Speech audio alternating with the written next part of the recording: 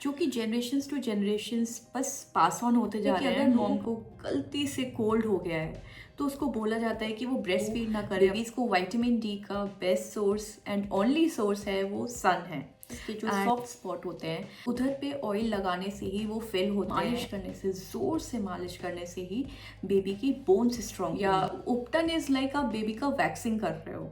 Hello everyone, welcome back to my channel and to this new series Breaking Myths and Lies। तो इस episode में मैं बात करने वाली हूँ कुछ ऐसी 5 मिथ्स की जो कि जनरेशन्स टू जनरेशन्स बस पास ऑन होते जा रहे हैं। लोगों का इतना ज़्यादा उन पे स्ट्रॉन्ग बिलीफ है कि वो बदलना ही नहीं चाहते हैं। तो मैं बात करती हूँ फर्स्ट मिथ की, जो कि है कि अगर मॉम को गलती से कोल्ड हो गया है तो उसको बोला जाता है कि वो ब्रेस्ट फीड ना करे अपने बेबी को, क्योंकि आपकी ब्रेस्ट फीडिंग से उसको कोल्ड हो जाएगा, जो कि बहुत ही ज़्यादा बड़ा मिथ है। लोगों को समझना पड़ेगा कि जो कोल्ड है वो कम्युनिकेबल डिसीज़ होता है, वो ब्रेस्ट फीडिंग से ट्रांसफ़र नहीं हो सकता है।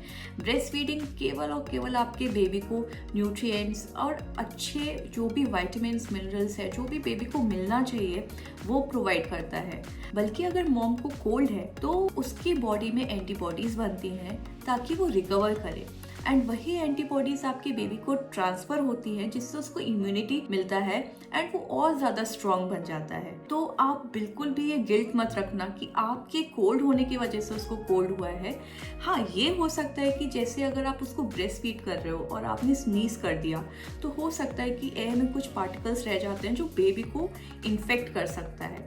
तो वी हैव टू एंश्योर कि अगर हमें कोल्ड है और हम ब्रेस्ट फीडिंग मदर्स हैं तो हम मास्क लगा के एंड प्रॉपर हाइजीन मेंटेन करके बेबी को ब्रेस्ट फीड करें ताकि उसको कोल्ड ना हो। So the second myth that I really want to talk about is कि जो बेबीज को विटामिन डी का best source and only source है वो सन है, एंड बिकॉज ऑफ दैट लोग घंटों घंटों बेबीज को सन में रख देते हैं। नहीं तो at least half an hour they try to keep their baby in sun and direct sunlight. बल्कि it is suggested and it is there in government websites also कि जो इन्फेंट्स हैं that are below 6 months, 0 to 6 months की age के जो babies हैं उनको direct sunlight का एक्सपोजर बिल्कुल भी नहीं देना चाहिए, and it is advise to keep them away from the सन।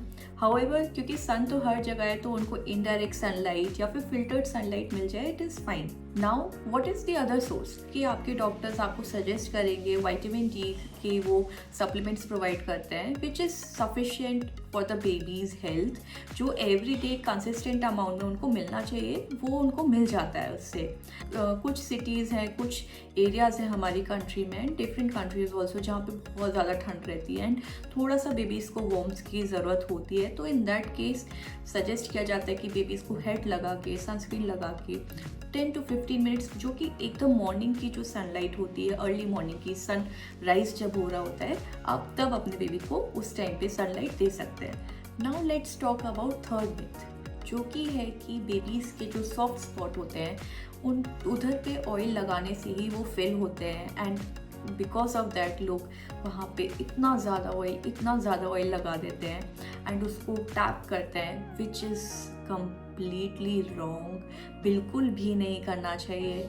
पीछे का सॉफ्ट स्पॉट होता है, it takes around 2 to 3 months baby के बर्थ के बाद वो अपने आप फिल हो जाता है, और जो ऊपर वाला सॉफ्ट स्पॉट होता है टेक्स अराउंड 18 मंथ्स या मोर और वो फिल हो जाता है। इसमें आप कुछ भी अप्लाई करो, कुछ भी मसाज करो, उससे वो जल्दी नहीं होगा। उसका जो टाइम है उतना ही टाइम लेके फिल होगा। आप इसके बारे में पढ़िए, I have tagged a link also in the description. वहाँ पे भी ये रिटन है, आप कहीं भी जाके पढ़ लो, हर जगह रिटन है कि वो अपना टाइम लेके ही फिल होता है। Now let's talk about fourth myth कि बेबी की मालिश करने से, ज़ोर से मालिश करने से ही बेबी की बोन्स स्ट्रॉन्ग होंगी। तो या फिर ये ऑयल या वो ऑयल यूज़ करने से बेबी, और उसको रगड़ के मालिश करने से वो अंदर जाएगा और आपकी बोन्स को स्ट्रॉन्ग करेगा, which is a huge myth.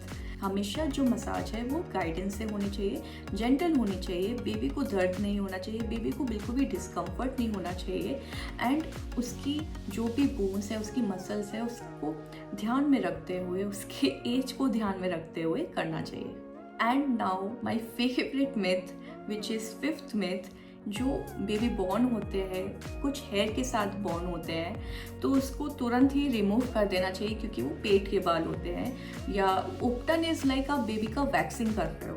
एक छोटा बच्चा जो अभी पैदा हुआ है, अभी इस दुनिया में आया है, और उसका तुरंत ही आप हर चीज़ रिमूव कर देना चाहते हो, उसके सारे बाल हटा देना चाहते हो, is completely wrong. The fact is कि वो अपने आप ही कुछ ही दिनों में, कुछ ही हफ्तों में अपने आप ही गिर जाते हैं, हट जाते हैं, और बॉडी में उसके बैक पे जो भी बाल है वो अपने आप क्लीन हो जाएंगे। उसको आपको उपटन करने की ज़रूरत नहीं है। तो yes, these are the 5 myths जिनके बारे में मैं बात करना चाहती थी इस एपिसोड में। And please I will advice कि आप इन जनरेशनल बिलीव्स में मत फंसे, इनके ट्रैप में मत आए। Let's believe in science, let's trust science also. तो अगर आपका कुछ ओपिनियन हो, आपकी कुछ एडवाइस हो, प्लीज़ कमेंट्स में डालिएगा। एंड हम मिलते हैं अगले एपिसोड में। Till then bye bye, take care of your baby and yourself also.